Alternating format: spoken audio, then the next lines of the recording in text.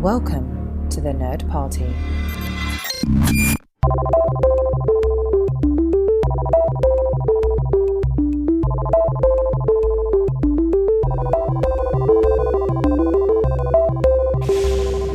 Hello, everybody at home, and welcome to Second Contact, a Lower Decks commentary podcast. I am your co-host, Tristan Riddell, and with me, as she always is... It's Charlene Schmidt. Hello. Hello! I am super excited about this episode because we're getting some cameos and some guest voices of some familiar faces. Absolutely, we are. Yeah, I love this episode. I'm just going to say it up front. I'm very excited to be watching it again.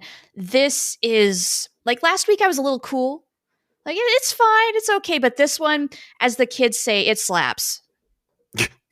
Do the kids say that? Okay. Allegedly, the kids say that. Yeah, I'm so out of touch anymore. Like, I'm not one of the kids anymore. It's tragic. So this episode is called Parth, Ferengi's Heart Place, and it's described as the Cerritos visits the Ferengi homeworld. That's it. That's all you get. That's such an exciting description. And it is can they so just great. try? So I'm so excited that we get Max Grodenchik and Chase Masterson as Rom and Lita, respectively. It's so great. I love those two together so much. Yeah. Oh, it's very cool just to see who they do round up every season for Lower Decks, because we know we'll get cameos, and it's just a matter of who and when. And I don't know. This was never on my Lower Decks bingo card, I guess, but I'm glad it was, and I'm glad we're going to Ferenginar, because in this episode, just like we did a couple episodes ago, we went to the Orion homeworld.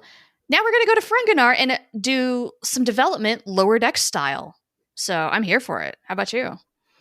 Yes, I think this is I don't feel like we've gotten to visit Ferenginar enough. Now, granted, in Deep Space Nine, Quark got to visit his house that he grew up in, and also I think like maybe I can't remember what it's called, but like the place with all the stairs, like it a crazy amount of stairs that it cost money to take the elevator, so he always tried to walk. Oh, sure, yeah, yes, and we're gonna get so many good jokes about things like that in this episode. Yes, yeah, absolutely. And this is follow up. I for one love Ferengis, and I love Ferengi. Yeah, a lot of the Ferengi development we got so far, it really was on DS9. Oh, yeah, absolutely. Because, like in TNG, they were completely different type of people. They were still trying to make them weird and bad and everything like that. But in this one...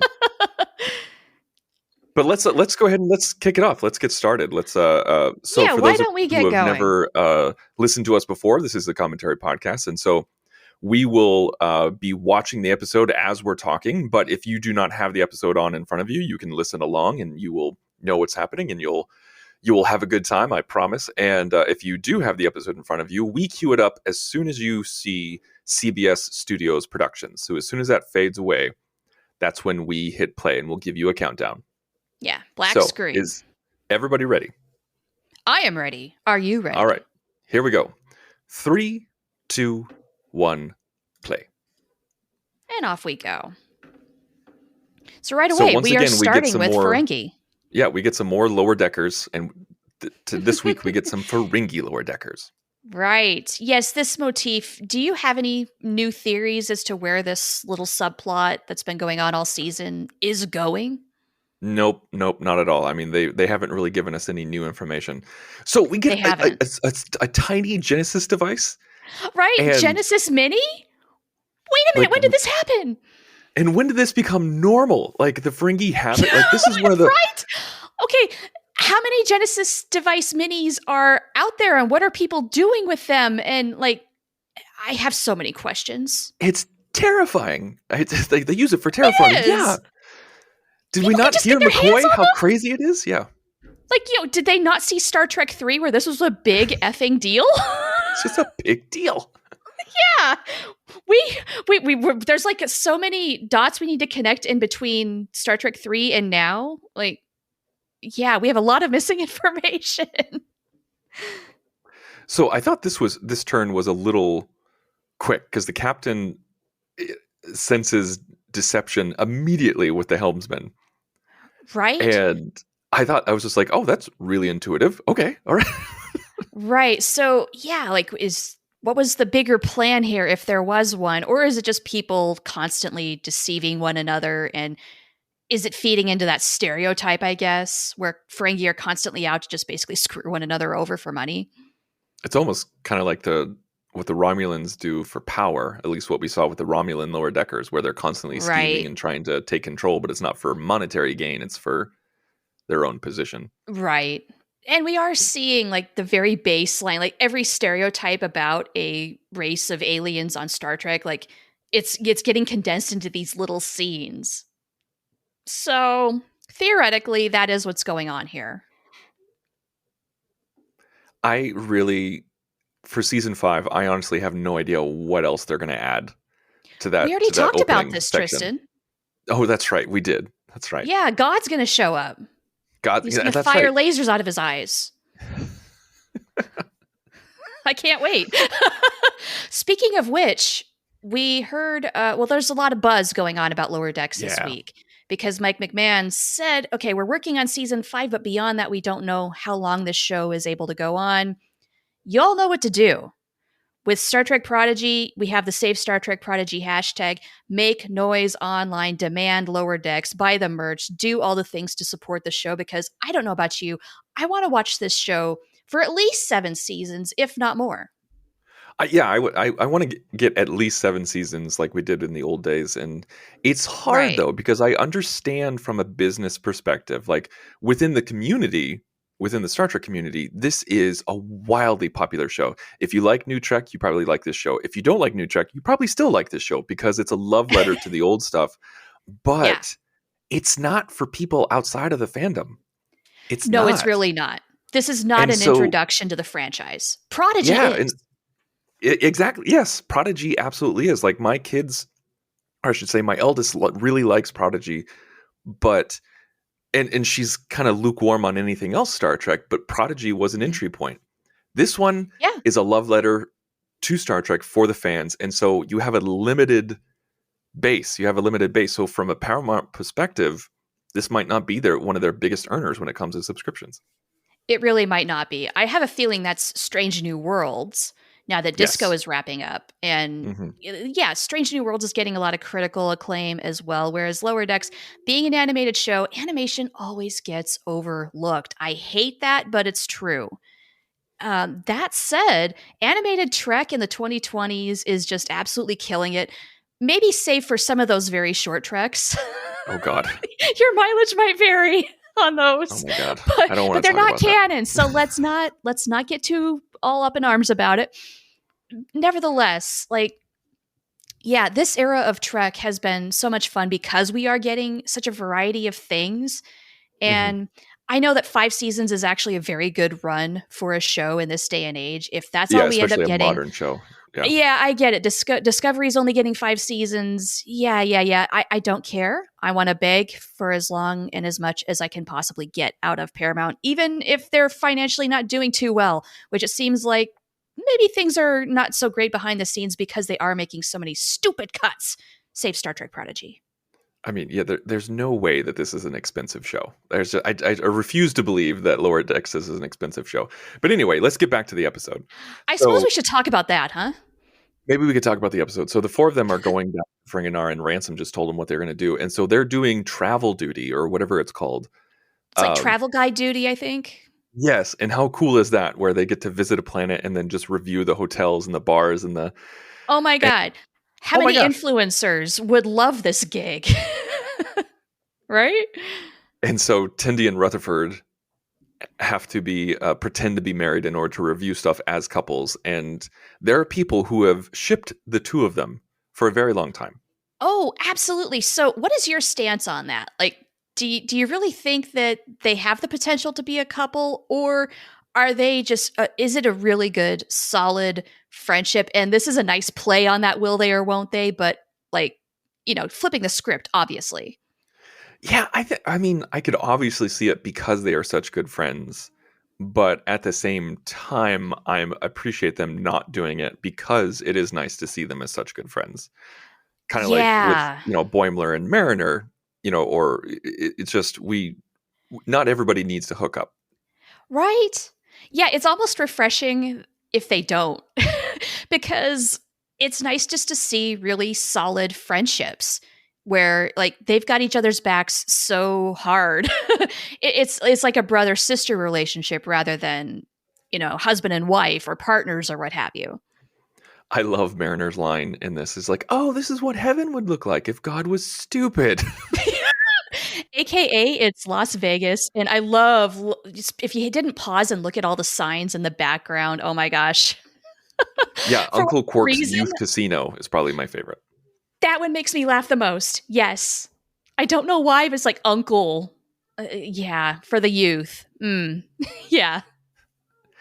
I do love how they're like Tendi and Rutherford are so into it at the beginning, where they're Right? like, yeah, They we could really are totally do embracing. that. Like we're close friends, and so we know a lot about each other. But then when they start talking about like Tendi walking around in her underwear or like topless, that's when it starts to get real, and then we see them literally blush on the Right? It screen. And just happened too. I loved the timing on that. It was so yeah, perfect.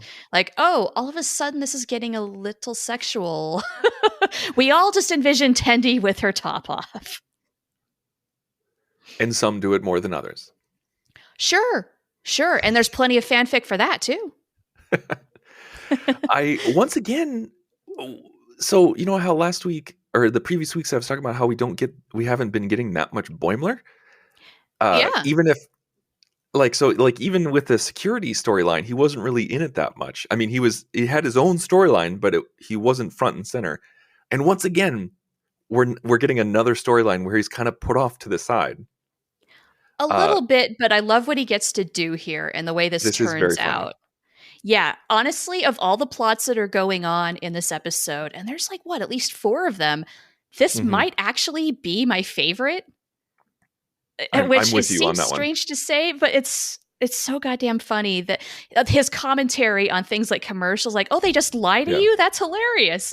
you know, it's amazing. He's like, and he's laughing about it. He's like, "Oh, they just lie to you." right? A commercial? And then he finds out So it's just good. like he's like, "Oh, they have ads inside the show. That's like brainwashing." And then Paramount, Right? the stars behind the mountain start sparkling behind his head. I love that kind of wink to the audience stuff. Oh, totally. It's so good. Now, So Mariner's plot, on the other yeah, hand, I'm a oh little my cool god. on this because, okay, can we please just face this issue with her? It's like we are So at a crossroads done. now. You need to face your demon here. What is the deal? And the thing that I can come up with is that she's so used to moving around as a Starfleet brat, um, has been promoted and demoted and has constantly had this rebel with a cause kind of attitude for so long. She doesn't know what to do without it. She's lost. She needs to renew her purpose. What is your why, Mariner? Let's figure that out before the season's over. Oh, please be done with it. We've been doing it for 4 years now. It's getting a little ridiculous now where she's just getting into fights for the heck of it. Yeah. I don't know. So, I had the feeling that she had grown a little more than this. yeah, Did I thought you? just a couple of weeks ago, I thought we finally put it to bed. Like when she had that heart to heart with Ransom, I was just like, oh, good, it's finally done. And then we come back with this episode. Like, I get it. Progress is not like this linear upward trend, but it is just kind of sad in a way to see her doing this yet again. So in this scene where Rom and Lita are renegotiating the contract, I was about to burn Paramount Studios down because Really? Why? I legitimately thought that they were going to make Rom an idiot. Oh, no. I I knew they were not going to go for that. I was unsure because oftentimes, like, there's a lot of times when, uh, with Star Trek, especially modern Star Trek, where it's okay to make the guy the idiot. Like it Sure. kind of is. It just is. And All right. I was worried that they were going to go in that direction just to boost up Lita, because Lita Okay, fair. didn't have that much autonomy or power in Deep Space Nine. but now they're giving it to her, which is fantastic. And I was like, why can't we just build up both? And then, of course, it's revealed that Right. it's all just a ploy. And I'm like, I started to calm down, and I'm like, okay, okay, it's okay. Breathe, Tristan. It's okay. Yeah, they are a team. It's all good. Yeah. And I love that the landlords are the cops and the good guys. Like, Right. Because Ferengi. it's such a great Ferengi show. It's such a great concept. It really is. Whoever thought of that? Bravo. And here we go with the product placement. So much Sluggo Cola. Once again, Paramount marketing. You could sell us this stuff and we will actually buy it. It really is crazy because I saw somebody complaining again today is that CBS Studios or Paramount, whatever you want to say, they're horrible with merchandising for Trek. And they always do the Unfortunately. wrong things. They're just like, oh, here's something from the show. And everybody's like, that's not what we wanted. Right. They really need to get somebody in there who is really savvy, who can think of these things beforehand so that when we see the thing and we're like, oh my God, I want it, it's already there and waiting for us, and they will sell that stuff out. There was one time when I was watching Parks and Recreation. I was watching it live, and in the episode, the male lead gives the female lead a tiny stuffed horse, and it has a lot of it's based off of a real tiny horse that was in the show, and everybody kind of oohed and awed. But immediately when he handed it to her, a banner came up at the bottom of the screen and said, go to NBC.com and you can buy this horse. And Yo. I was like, oh, that's a great idea. But at the same time, I'm like, what the friggin' hell? Do not do that during the episode. Watch the episode first. Like, make the little card at the end and tell us where Yeah. to get it, right? Exactly. Don't do it the moment that it appears in the show. Can you imagine, like, if, like, as soon as Sluggo Colo came up, or when Tom Paris's plate came up, it said, oh, you can buy this at the shop. People, like, we would be excited, and at the same time, we're like, hey, cut that out. Yeah. Well, the nice thing for us with streaming is at least we can pause it and then open up Chrome or whatever we're using and go to StarTrek.com.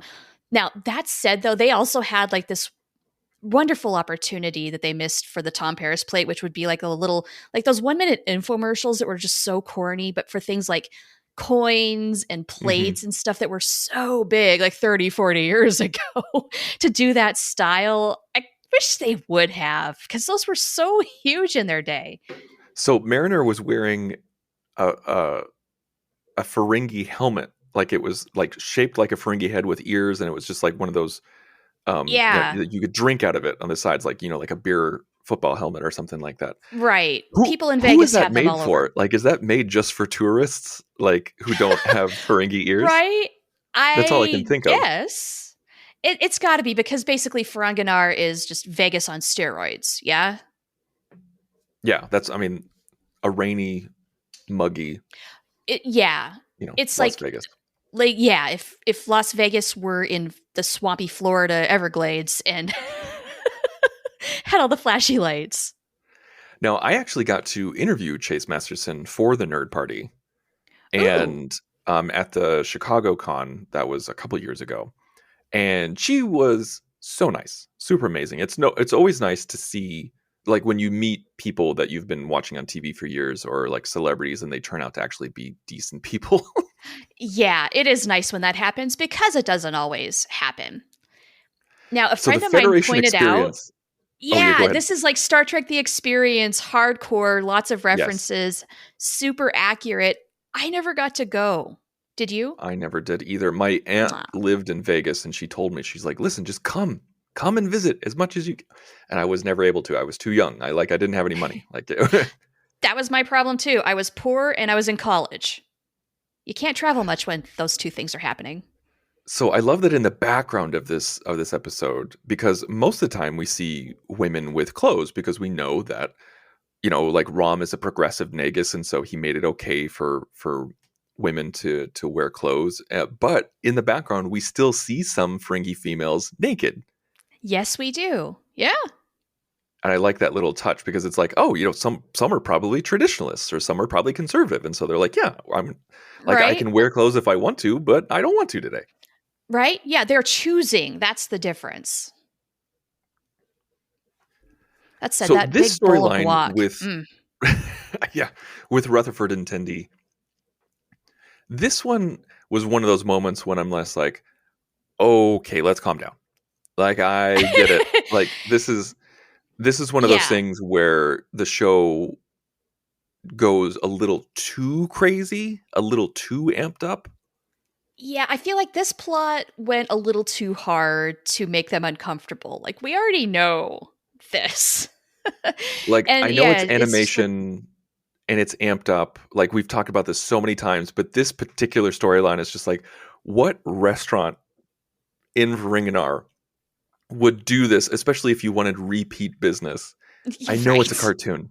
Don't write me Yeah. letters. I know it's a cartoon, but Yeah, but also like the shuttle, nobody's going to willingly go in there, right. make love to their partner, and let everybody else hear it. What? No, no, no, no, no. This is not a And thing. also, they could just say no, thank you, and then walk away. Like they don't have to. Right. Now, that said, though, they do both look stunning in their outfits.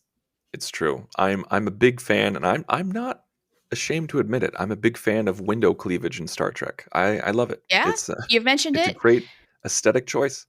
I knew you'd appreciate Tendy's outfit. She does look good. I know you like Tendy. So the Dominion War Memorial is a is an ode to lost prophets. How amazing is that? Right. It's That's beautiful. perfect. This So Ferengi good. is so well thought out, except for that restaurant. This this whole concept of Ferengi is so great, and it adds so much to the 25th century culture. Oh, I It guess this is really still 24th does. century, Yeah. Yeah. Yeah, this is really good development for Ferenginar and Ferengi culture, but lower deck style, just like we got a couple of episodes ago when Tendy visits home. right? Exactly. Yeah.